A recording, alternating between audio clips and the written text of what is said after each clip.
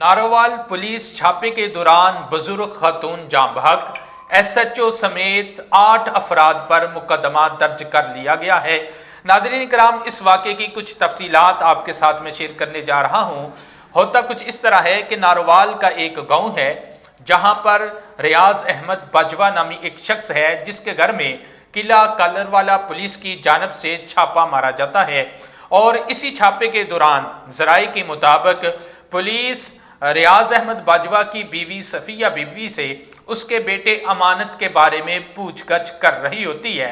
और अब रियाज अहमद बाजवा की तरफ से ये इल्ज़ाम लगाया गया है कि इसी पूछगछ के दौरान सफ़िया बीबी को राइफल के बट से तशद्दुद किया जाता है और फिर वो इस तशद्दुद की वजह से जाँ बहक हो जाती है।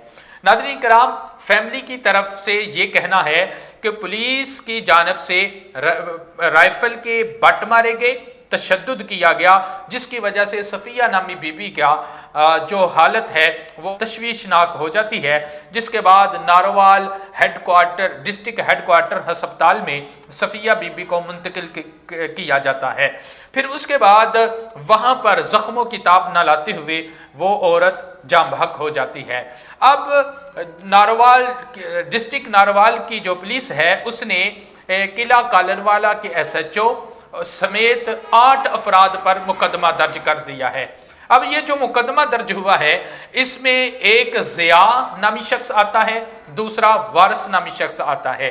अब रियाज अहमद बाजवा का ये कहना है ये जो ज़िया और वारिस नामी शख्स हैं इनके साथ हमारा कुछ लेन देन था, उसमें ये कि इन्होंने कोई भैंस फरोख्त की थी और उसके कुछ पैसे वसूल करने थे, जिसकी वजह से फिर मामला इस तरह ख़राब हुआ कि ज़िया और वारिस किला कालरवाला पुलिस के साथ इनके रियाज अहमद बाजवा के घर में छापा मारते हैं और उसी दौरान सफ़िया बीबी पर तशद्दुद करते हैं। ये फैमिली का इल्ज़ाम है।